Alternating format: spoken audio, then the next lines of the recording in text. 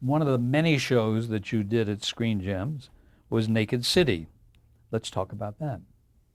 It was an unusual experience. It was a police drama. It was a police drama.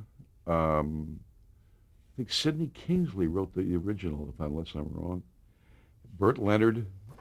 Oh God, the writers that we had on the show. I can't remember all their names, but we had the cream of the crop writing. But the thing that was wrong with those two shows, and Naked City and Route 66, is Burt didn't respect actors. I remember one day we got Helen Gallagher on a phone in New York City, backstage in her dressing room, because Burt had heard she was good, and he read her over the phone for a third lead in a Naked City. I remember actors would come in at 9 o'clock, and at 5 o'clock they were still sitting in the outer office waiting to read for him, and he was down with Hugh Chalupka in the cutting room editing the show, and we'd say, "Bert, come on up here. We have got to read these people." And then he would come in, and he was wonderful when he read them. But how we ever made those shows, I'll never know. I'll never know. And so finally, the Screen Actors Guild stepped in, and that's why today we have the laws that we have because of Burt Leonard. The abuse to the actor from that show, not intentional, was terrible. The Monkees was the same thing. You mentioned that the fourth time you bring an actor back, they have to get In paid. today's market, yes, sir, you can bring an actor in for a reading, a second reading, and you may even do a screen test. You bring them back a fourth time, you must pay them. You've got to either pay them half a day or a day scale. And I think that is very fair by the from and I'm management, and I think the guild is right. So Naked City gave me the opportunity to read wonderful material. Oh, the material was beautiful. I remember John Larch, The Day the Man Who Killed the Ants Are Coming, and about a guy who kills people from a rooftop, and he was an exterminator. All he did was exterminate ants. And I sat there and watched the dailies. I couldn't believe I couldn't believe what I was seeing. It was exciting because I go from that to Shannon, George Nader and a car that had a tape machine in it or something. Who were some of the actors that you remember from, who played the lead In in Naked City? Who was your regular cast there? uh, John Naked, McIntyre was let's see, one? oh wow, because you see, I never went to New York. Oh God, the fighter's son, Paul. I'm sorry, I That's don't okay. remember. It's Um, Oh God, that makes me feel so stupid that I don't remember their names. but you had a lot of guest stars too. Ed Asner, Carol O'Connor, Bob Duvall, John Larch, Helen Gallagher. Um,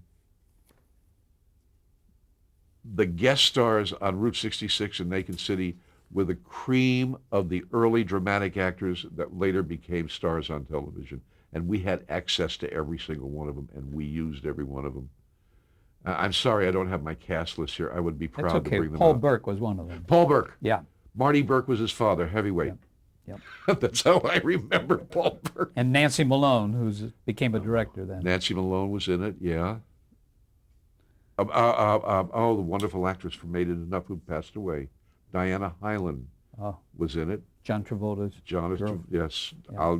She was probably one of the best friends I ever had in my life. I gave her her first job on television in the Robert Montgomery Show. Oh my God. What type of actor did you look for for the series? That nobody else ever saw before. We wanted actors that nobody ever saw. And that's Bert taught me, look at every single person you're seeing on the street, then cast them. And that's how we cast Naked City and Route 66. We cast people that were real, live people. And to this day, my wife, I just love her to death because she allows me to stare at people. And she says, how would you like to be married to a man that gets 100 photographs a day and 90 of them are beautiful women? Naked. No, God, no. And I studied people, and we would always get a Jack Elam or a Lee J. Cobb, or as I said, Carol O'Connor when he was Carol O'Connor. I think John Ireland did one time. John Ireland, my God, he did a Naked City or Route 66. I remember Asner was this chunky man who was so wonderful. Let's go to Dennis the Menace. I mean, we're Nuts, jumping. crazy, insane, mad show. One of the saddest days of my life is when Joe Carnes died. And we had to replace him with Gail Gordon. And we replaced him in 24 hours. It was just a show. Win O'Keefe was a wonderful producer. He knew what he was doing. It had all of the craziness going on around it. I've since seen Jay. Did you? I'm sorry. Did No. you cast Jay North? I did not. That was on the air, and I did 1 year of Dennis the Menace, and I liked it, and I learned comedy from them so that it helped me to get to the next step down the line. Some of the other people in the regular cast were Herbert Anderson, Didn't know him very well. Gloria Henry, I liked her. She was a nice lady. and James Fonda was the producer of that series. Did you often have to cast children? I mean, was that a tough job to do? I was known as the Pied Piper of Screen Gems during the off season. And this is what they don't do today. Casting directors that are at studios, when the season is over, we spent 12 hours a day reading and meeting and auditioning and testing every actor we didn't know. And my job were the kids. And because I had Donna Reed, and we always had pretty kids, good-looking kids. Hey, remember, this country is made up of three regions: New York, Los Angeles, and America. And people forget that we cast for America, not for New York and not for L.A. There's places like Denison, Iowa, home of Donna Reed. You got to cast for those people because they're the ones who are going to look at the show. So we constantly kept seeing new people, and that was from February to June when we started up again.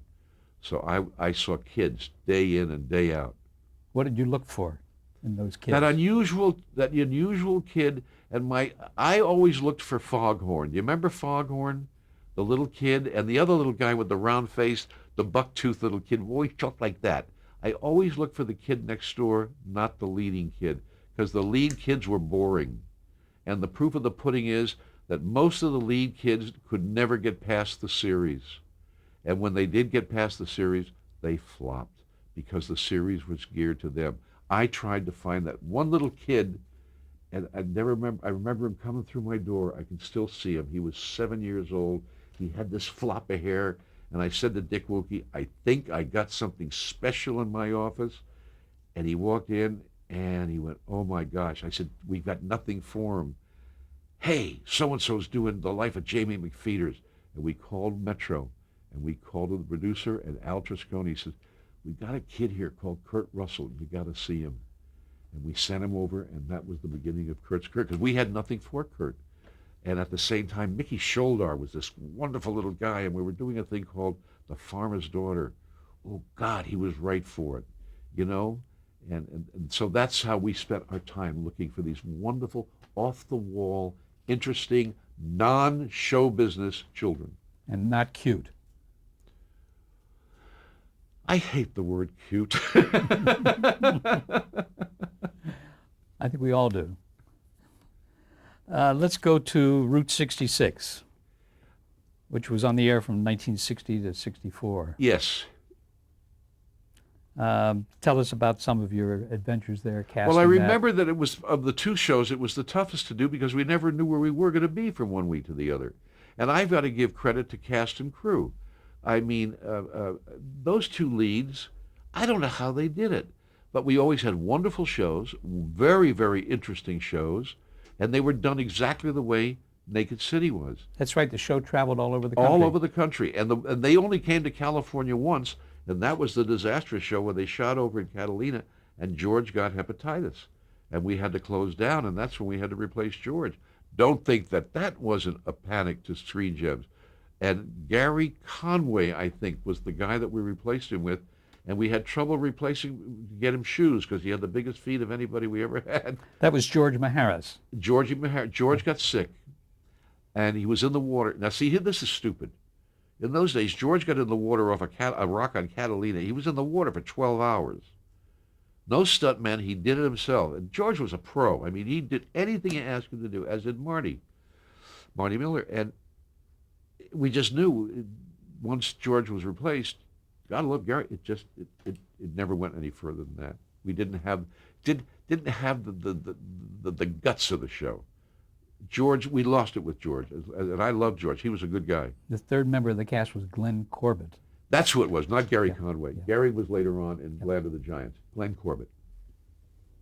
And again, the program produced by Herbert. Herbert Leonard. Yes. Did And you have any troubles? Gene Roddenberry was there. All these just, God, these talented men. Because it was on the road so much, did you have trouble casting it? No, no, on the contrary. They did local casting. They had a casting person. The AD would do the casting. No, people wanted to do that show as they wanted to do Naked City. And in all truth, that's why the actors would sit outside and wait for 9 hours to read for the role, because they wanted to do those two shows. Those were class acts.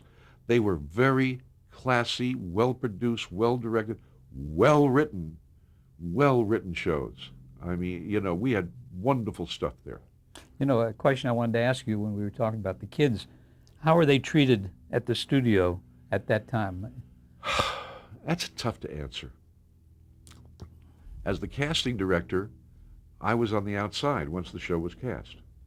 And as I told you, I didn't go over and, you know, spend a lot of time. I knew that at Screen Gems, you had Lillian Barkley, who was the school teacher.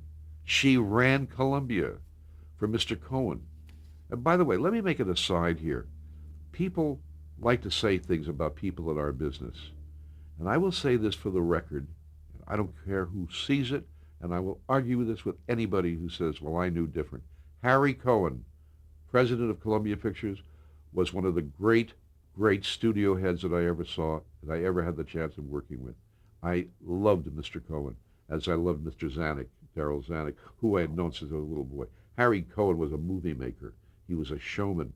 And I say that because he made sure his kids were taken care of properly, whether they were at Screen Gems or whether they were under contract at Columbia. And we had great kids under contract. The horror story that I did hear one time was when Father Knows Best was canceled. And they got the word on a Friday and they forgot to tell the cast. And the kids came to work and they said their dressing rooms had been cleaned out and their parking spaces were gone and they weren't allowed on the lot. And I remember hearing that just crushed some of the people on it. For the most part, let's look at it this way. A child in film is in a very unfriendly environment. They're a child. They're going to school with one other person. They're friends they have when they go back to school. They are not treated rationally or normally. These are children 6, 7, 10, 12, 14 years old in front of lights they don't belong in front of. They are around people they don't belong, not because they're bad people. This is not a children-friendly environment. Children should be in school. They should have their friends. They should have their bloody youth. And how dare parents today take away their youth of their children by putting them in front of a camera when that child should be in school having a good time with dog, cat, fish, rabbit, bird. Can I go skateboarding, Mom? Oh, I have to wear the helmet because I don't want to hurt my face. I used to do something, and I learned this at Screen Gems. When they were coming in to see me, I would go out the back and come in the front, and this is exactly what I would do. There'd be 30 kids waiting to see Mr. Foy, and I'd walk over and I'd say to the secretary, "Is Eddie Foy here at the present time? I'd like to know if I could make an appointment with him." And the kids would look. "He'll see you in a few minutes." "Who are all these children sitting here?" "Well, they're here to see Mr. Foy." "I'll sit over there next to the fat kid." And I'd sit down, and I'd do things like this. "Who are you seeing?" "I'm seeing Mr. Foy." And he's talking to me. The mother's combing his hair. "You always let your mother comb your hair like that?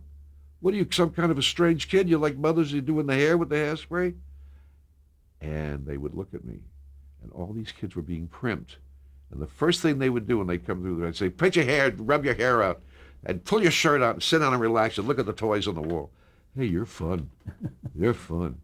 And so it annoyed me. And I'm very adamant about that. So when a kid was not treated well on a set, I'd be the first person over there. I want to know why something's wrong here. And I didn't go to the mother, and I went to the assistant director. I want my AD to tell me. I don't want my production man. I don't want my camera. I want the AD. Then, after the AD, I went to the guy behind the camera. I went to talk to him. Then I go to the director. All right, what's the problem? Have you covered your bases? Yes, I have. Okay, now this is what I'm getting. And that's how we handle it. I hope that answers your question. Yes, I don't it know does. if it does. Very ably. Did you often have to do that? Yes. Has it changed any today for kids on the set? Thanks to Paul Peterson, yes. Yes. Paul Peterson is the spearhead of the protection of children in the motion picture industry, child labor industry, child labor laws. And he was in the cast of Father Knows Best. He was right? in Donna Reed. Oh, Donna Reed. And he went through a tough life. He pulled himself together and he started a Minor Consideration. And by the way, I disagree with Paul on a lot of the stuff that he stands for. Hey, the kids in an bad environment, they have to turn to drugs and they do this. That's all crap. If mom and dad are there to take care of their son or their daughter, you ain't going to have a problem. But half the time, mom and dad are so taken up with all of the things that are going on, they forget that there is this wonderful gift called an 8-year-old child over here trying to remember, well, I think I'm supposed to be on the thing with the girl with the bus, and we're going to... They forget that's what their main priority is. I'm adamant about it. Adamant about it. Child should not be there. That child should be with its family growing up. Good point. Let's go to The Farmer's Daughter. Oh, my God. Oh, my God. Which was on the air from 1963 to 1966. Oh, my God. Or is that the period when you were there? I was there. I was the casting director on it until 1965. And I cast the pilot of that. did you cast Inga Stevens? I certainly did. Tell us about that. She was the most delightful, most gorgeous, most professional, most delicious woman of her time for a young leading woman taking on a kind of a character role. And she was heaven. And there was a man in there called William Wyndham who today can act circles around about 90% of what we call the actors in our business today. And we had Mickey Sholdar, who was just wonderful, wonderful. The girl was beautiful. I can't remember her name. The Farmer's Daughter, Peter Kortner. Peter Kortner was this gentle man who was a producer who made the foolish mistake of turning his back for 3 weeks on a show, and they put another producer in, and boom, the knife went in his back. And I said to that producer, I said, I will get you for what you did to Peter Courtney. That was the beginning of when I started to feel what we call what's between our legs as a casting director. I said to this producer, I said, I'll get you for what you did to this man. This man created it. And I nailed him. I finally nailed him. A couple of years later, I did. I said, come here, I want to talk to you. Because I said, now I'm going to tell you what I'm going to do to you. I said, I'm going to kick the shit out of you. And he ran down the hall at Screen Gems saying, Eddie Foy's going to beat me up. And Chuck Freeze came out of the office. He said, you get out of here because I know what he's mad about. And Foy, you go downstairs and keep your hands to yourself. I love Chuck Freeze for that because I would have killed that producer because he screwed Peter Courtney. Inger Stevens was delicious. Delicious. And it was so sad that she died such an early death. Unnecessary. Unnecessary. Let's talk about Gidget, which probably was one of your favorite shows to do. Well, I loved it. First of all, I love her. Sally Field. You can say what you want. She's the most instinctive, charismatic, intelligent, bright actress we have in the business today. Nobody can touch her for instinct. And in fact, I got sick to my stomach when I heard she was going to go back and study at the Actors Studio, and I sent her a note. Don't do it. Don't let anybody touch your instinct. It was close to 4,000 people that I read and saw. It was an ongoing project, and we got close. We got close. We were going to test on a Wednesday, and the true story is as follows. I went to the Film Industries Workshop across the street. I had been there maybe a dozen times. I'd been to workshops. I had talked to colleges all over the country. It was a total search for Gidget, and we didn't have her. And Steve Mills, God loves Steve Mills. Do you remember Steve Mills? Vice President of ABC. That's right. You remember him well. And so I called Steve one day and I said, Steve, we ain't got her. And he said, "You've got 4 days to get her." I said, "I've been on this thing for 6 months." He said, "You'll find her." And Friday night, October, I go across the street and I see Tony and Pat Miller. God rest their soul. They have both passed away due to cancer. And the Film Industries Workshop. I said, "Do you seen anything yet?" He said, and Tony, I'll never forget, said, "There was this kid that's come here twice now, and she's a little tiny thing, and I don't really quite sure if we don't know that much about her." I said, "What's her name?" He said, "Sally Field." I said, "Where is she?" He said, "She just left 5 minutes ago."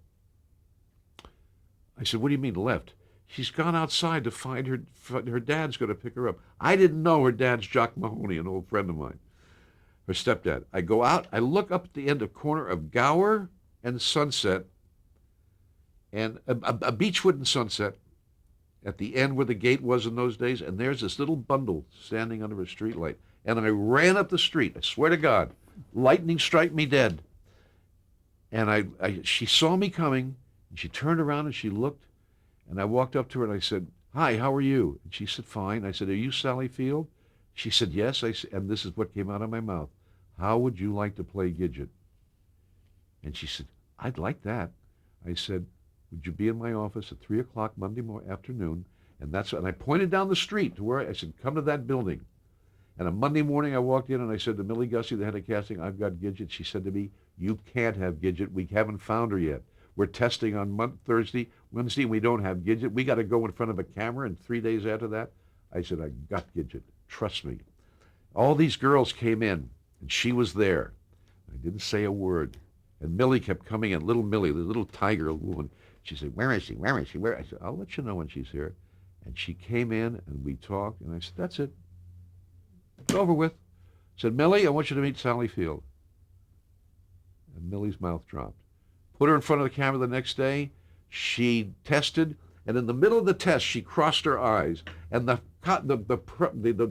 screening room erupted in hysterics, laughing so hard at this kid. And all she did was, that was the beginning of Sally Field. And boy, I can remember some of the girls we had, Ronnie Troop and people like that, were hot kids at the time. Off and running. Best actress of her time. For the people who aren't familiar with what Gidget was about, just let's tell them the story. Well, it was the story of Susan Kohner. Paul Kohner, the prince of Sunset Boulevard, was an agent, and his daughter used to go to the beach and surf with guys called Moondoggie and all those different. It was a surfing. That was the beginning of the surfers, and she was just a beautiful young lady who happened to be in love with a surfer, but she was a crazy, marvelous, wonderful kid. And Susan Kohner was the original storyline. That's who they took it from. Wonderful Susan, very sophisticated today and very nice. And it became a very popular show. What, 3-4 years? Yes. Yeah. Yeah. You talked about Sally Field and her good reading and her sense of knowledge of what to do.